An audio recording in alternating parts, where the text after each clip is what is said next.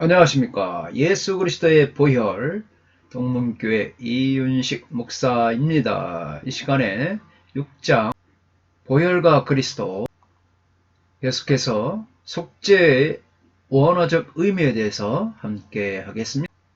속죄는 예수 그리스도를 통해 인간이 하나님과 다시 연합하는 것을 의미합니다. 예수 그리스도를 통해 인간이 하나님과 다시 연합하는 것.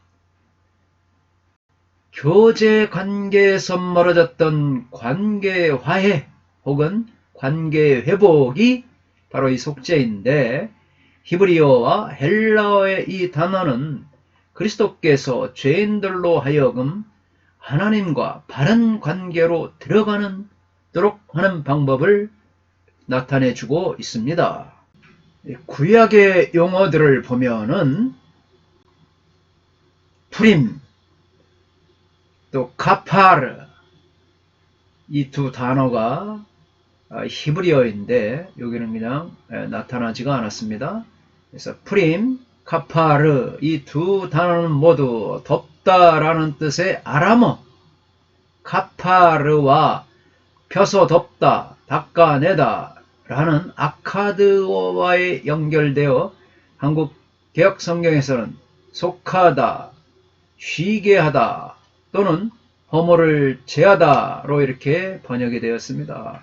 예수님 당시에 사용했던 언어가 이 아람어죠. 그래서 프림, 이 카파르, 펴서 덮다, 닦아내다, 또 당시에 아카드어, 중동 그 지역에 사용된 아카드와 연결해서 속하다, 쉬게 하다 또는 허물을 제거하다, 이게 바로 속죄라는 뜻이라는 것입니다.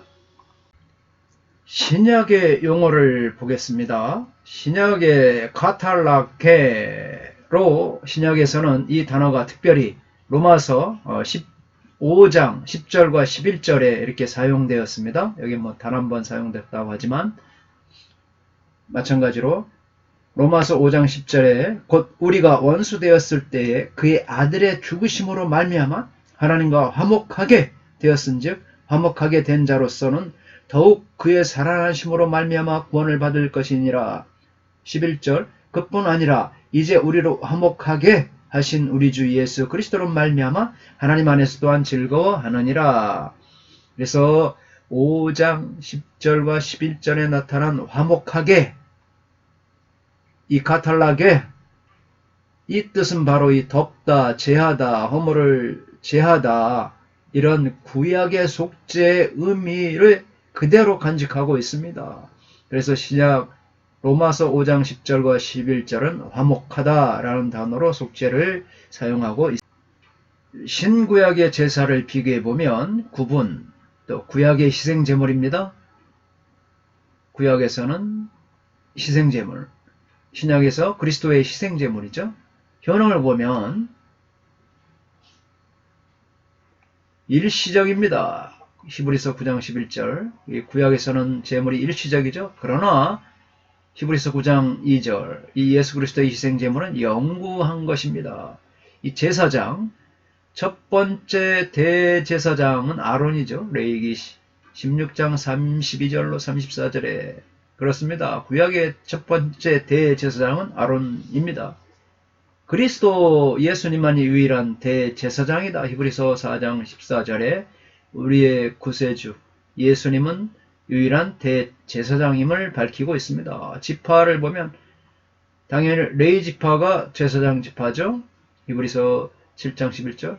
그런데 예수님은 유다 지파로서 나옴으로써 이게 특색이 있는 거죠. 히브리서 7장 14절. 성격을 보면 땅에서 봉사를 합니다. 그들은 제사장들은 땅에서 봉사하죠. 히브리서 8장 5절. 그러나 우리 주 예수 그리스도 영원한 대제사장 그리스도께서는 하늘에서 섬기고 있습니다. 히브리서 8장 1절. 희생의 피, 구약에서는 동물의 피를 사용하죠. 레위기 16장 15절. 그러나 예수님 자신이 흘리신 피, 직접 동물이 아닌 예수님 자신이 피를 흘림으로써 희생제물이 되셨습니다. 횟수를 보면 이 범죄 때마다 드리죠. 죄를 범할 때마다 동물은 희생을 당합니다. 레위기 20장 19절. 그러나 예수 그리스도는 단번에 들이심으로 말미암아 영원한 속죄를 이루신 것입니다. 히브리서 9장 28절.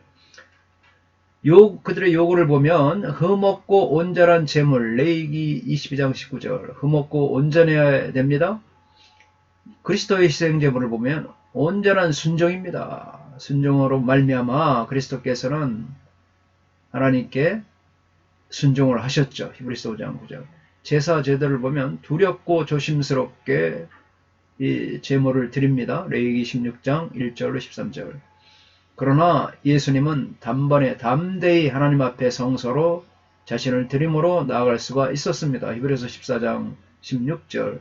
연관성을 보면 구약은 새 제사의 모형이죠. 히브리서 10장 1절. 모형입니다. 그림자입니다. 예수 그리스도는 옛 제사 제도 폐함의 실제죠. 그림자가 아니라 실체라는 것입니다. 실제입니다. 모든 성경의 핵심은 그리스도의 죄사함의 피와 연결이 됩니다. 곧 예수님의 중심은 십자가입니다. 그리고 십자가의 중심은 바로 속죄의 피인 것입니다. 이는 마치 기초석과도 같습니다. 기독교 진리의 기초석은 그리스도의 죄사함의 피, 예수님의 죄사함의 피, 단번에 드린 영구한 속죄가 아니었다면 우리의 죄값은 영원히 속함을 받지 못했습니다. 십자가 없는 피는 가짜이듯 죄사함의 피가 없는 기독교는 거짓 복음인 것입니다. 이처럼 예수 그리스도께의 십자가 단번에 드림으로써 피를 드렸습니다. 영원한 속죄를 이뤘고 우리가 그 속함을 받은 것입니다. 그러나 수많은 이단들은 자신의 피를 드렸다는 것을 들어본 적이 없습니다. 오히려 자신에게 미혹당하여 따르는 자들의 피를 흘리게 만들고 빨아먹게 만들어서 자라고 커가는 것이 바로 이 이단들입니다. 그러나 nothing but the blood of Jesus, 예수님의 피밖에, 이 속죄의 피 외에는 인간은 누구도 구속함을 받을 수가 없는 것입니다. 요한 1서 1장 7절. 그가 빛 가운데 계신 것 같이 우리도 빛 가운데 행하면 우리가 서로 사귐이 있고 그 아들 예수의 피가 우리의 모든 죄에서 깨끗하게 하시. 아멘.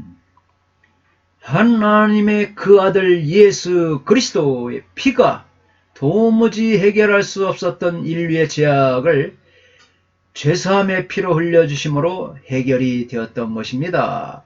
사망과 저주의 올무에서 자유함을 얻었습니다. 예수 그리스도의 갈보리 속죄의 피의 은혜로 사망의 권세가 풀어졌습니다.